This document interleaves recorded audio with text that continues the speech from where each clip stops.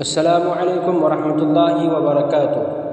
معزز ناظرین، آج ہم جانیں گے خاندان ٹیپو سلطان رحمۃ اللہ علیہ کے متعلق۔ اصلاً جزیرۃ العرب کے رہنے والے مکہ مکرمہ میں آباد تھے۔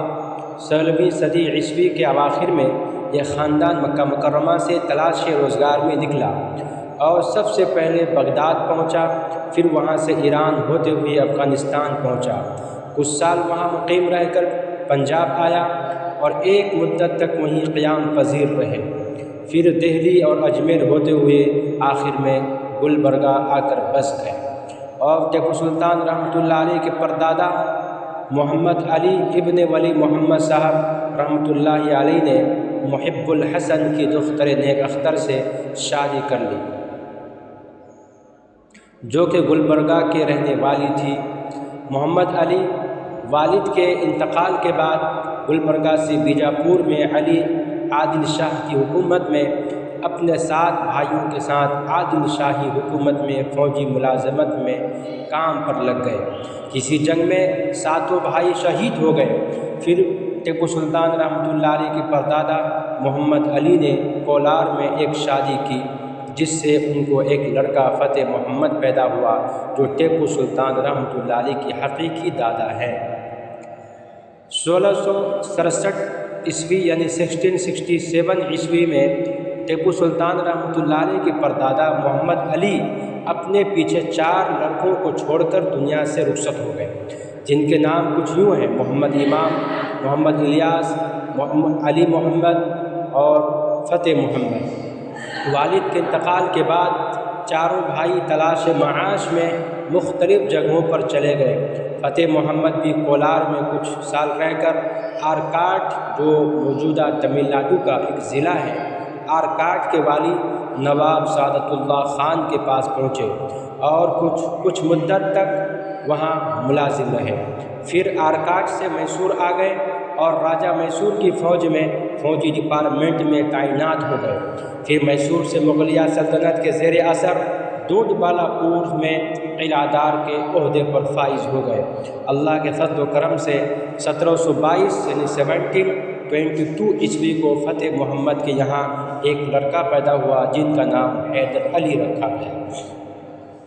ٹیپو سلطان رحمۃ اللہ علیہ کا خاندان بڑے ہی خوشحالی کی زندگی بسر کر رہے تھے کہ اسی اثنا میں 1728 یعنی 1728 کو فتح محمد کا انتقال ہو جاتا ہے۔ اس وقت حیدر علی رحمۃ اللہ علیہ محض 5 سال کے ہوتے ہیں۔ 13-14 سال تنگ دستی کے گزرتے ہیں۔ اس درمیان حیدر علی رحمۃ اللہ علیہ گھوڑ سواری، سپاہ گیری، تیر اندازی وغیرہ فنون میں مہارت حاصل کرتے ہیں۔ اس کے بعد روزگار کی تلاش میں میسور آئے۔ میسور کے راجہ کرشنا راج کے یہاں 1749 یعنی 1749 میں فوج کی ملازمت سے وابستہ ہو گئے۔ جنگی مہارت کی بنا پر محض 5 سال بعد 1755 یعنی 1755 میں فوج کے سپہ سالار بن گئے۔ 19 یا 20 سال کی عمر میں حیدر علی رحمۃ اللہ علیہ نے شادی کی۔ ان کی 2 شادیاں تھیں۔ پہلی بیوی ولادت کے وقت فالج سے معذور ہو گئی۔ اس کے بعد گورنر میر معین الدین کی لڑکی فاطمہ بیگم مشہور فخر النساء سے شادی کی۔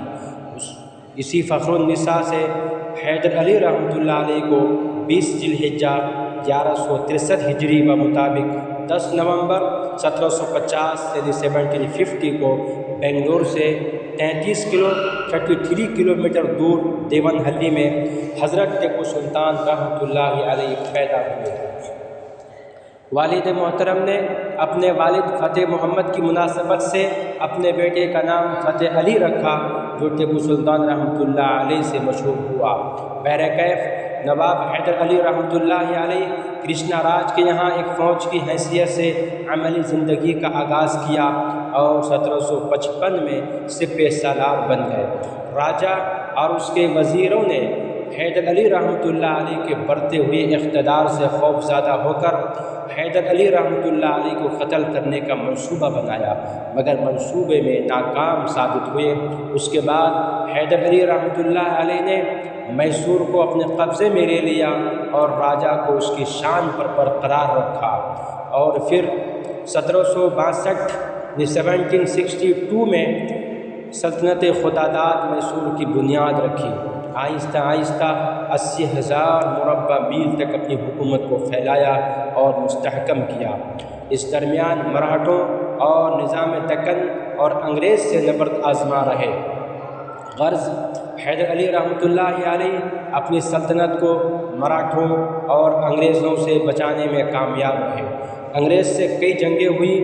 حیدر علی رحمۃ اللہ علیہ نے انگریزوں سے پہلی جنگ کی 1767 میں، اور اسی طریقے سے 1769، اور دوسری جنگ جو ہوئی وہ 1780 تا 1782، یعنی 1780 تا 1782 میں جنگیں ہوئی۔